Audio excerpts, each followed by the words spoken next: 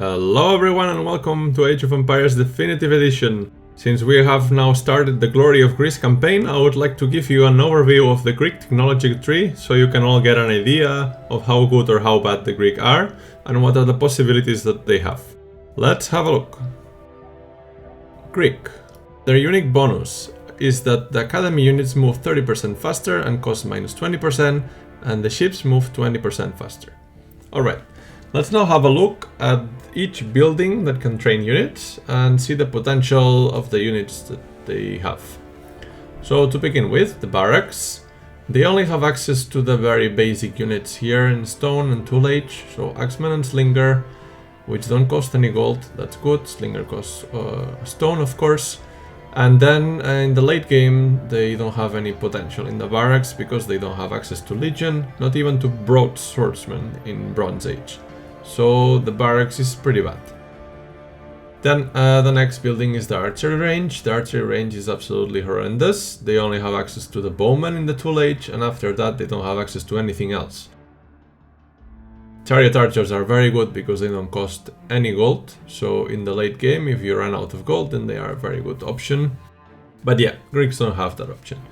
Then next is the Siege Workshop. The Siege Workshop for the Greek is really good. They have access to all the units and all the improvements, so even up to the level of Heavy Catapult for the Strong Thrower, and the Ballista can be upgraded to Helepolis, which has more range and shoots faster than the Ballista. Of course, the good thing about the Ballista and the Helepolis is that they don't have any friendly fire, so that's quite an advantage over the Heavy Catapult, but the Heavy Catapult has more range, so it can be more useful to deal with units from afar or towers, etc. Okay, now about the stable. The stable is quite mediocre for the Greek. You only have access to the Scout in the Tool Age, and later on Cavalry, which can be upgraded now to Heavy Cavalry, but that's it. No access to Cataphract, no access to Camels, so hard to counter. Also other cavalry units, which is what Camel do. No Elephants, and no Chariots either. Scythe Chariot is a super unit, and the Greek don't have access to it. And the other advantage of the Chariot is that again, it doesn't cost any gold. So in the late game when you run out of gold, again, similarly to the Chariot Archer, they can be very useful. Next, Academy. They have access to the full range up to the Centurion, and of course since they have the unique bonus that the units in the Academy cost less and they move faster, then those are pretty decent. I would say it's probably the second best Academy unit civilization, following the Macedonians. Macedonians are even better because they have access to more technologies, they have extra pierce resistance, and since they are Macedonians they have extra resistance to conversion, which is one of the weak points of the Academy units. Alright, next unit production, Temple. Temple, they have access to almost anything except for the monotheism, which prevents them from converting enemy priests and buildings. And also, sacrifice is not a big deal that they don't have it, is not super useful. Zealotry is also quite an average improvement in my opinion, and it only affects villagers, so in that case it doesn't have any effect on the priest. Then finally the dock. The dock for the Greek is really good. They have access to all the possible ships except for the Fire Galley, which is not a big deal. Having access to the Trireme and also Catapult Trireme and including the upgrade to Juggernaut is pretty good. And with the advantage that the Greek ships move faster, the dock units are really strong. Alright, let's now have a look at the improvements. So we can start with the unit improvements. Storage speed. They have access to everything except for Metallurgy. So no +3 hand-to-hand unit attack in the late game. So that can be quite of a set-off. In the late game it can give a disadvantage. But since the only units that are melee that you have access to the full upgrade is Centurion, it's not such a big deal. It means that the Greek Centurions will reach faster their enemy troops because they move faster, so they will start inflicting damage earlier, but when put on 1v1 against another Centurion which has access to Metallurgy, they will not perform as well. Other than that, they have access to everything else, including the tower shield, so for extra anti-piercing armor, and also the regular melee armor for each of the units is also available. They have access to the whole range of towers and walls, so fortified wall and even up to ballista tower, which is pretty good. And then government center, they have access to everything. So the important ones here, architecture is pretty nice, less building time, and also more hit points for the buildings and the walls. Aristocracy, it's really important for the Greek, of course, since they are very focused on the academy units, which means that their academy units move even faster.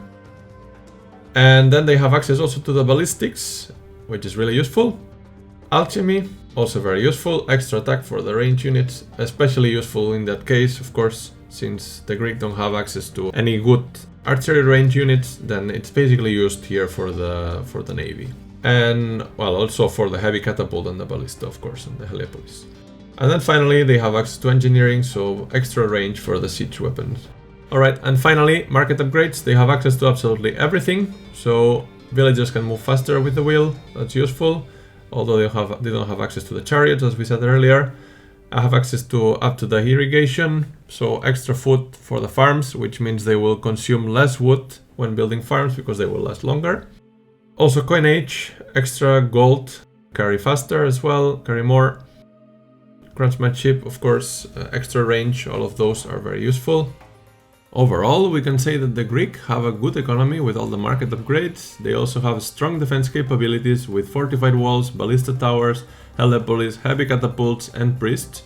And then on the offensive, their main focus will be on hoplites and siege, accompanied by some priests and navy if applicable.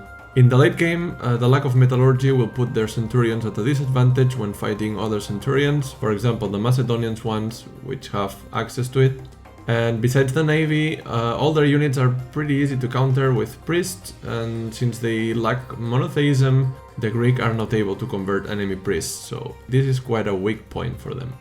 Most importantly, the lack of both chariots and chariot archers will make their late game options very reliant on gold, and leaves them with no counter to priest once again.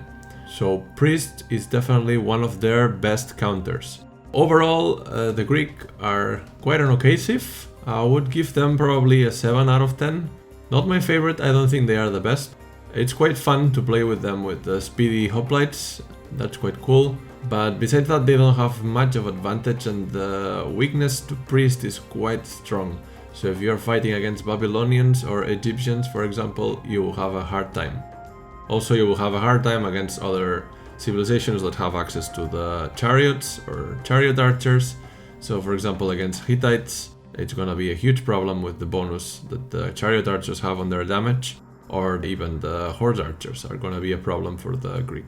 They can do just fine in the Tool Age, although they don't have any specific advantage in that time. And then another good strategy for them is to rush to Bronze Age and get a lot of hoplites early on, when there are still plenty of resources on the field, so they can hopefully overwhelm the opponents with the speedy hoplites, which have much more damage than any other Tool Age unit. However, if the game lasts long enough and the resources on the field are starting to dwindle, then they will suffer from the lack of gold because they are unable to train units that don't require this resource. So that's pretty much the whole overview of the Greek. I hope you enjoyed it. If you did, please let me know in the comment section and leave a like. If you would like to see more of this overview from other civilizations, also let me know. I think I will make an overview also of the Babylonians, since we did the Babylon campaign, and maybe people could not follow as well if they are not so familiar with the civilization. But besides that, for now I will be sticking to the overview of the civilizations that are used in the campaigns. But if you would like to see other civilizations, if you would find it useful, then let me know in the comment section. That will be all for this video, and I'll see you in the next one. Take care. Bye.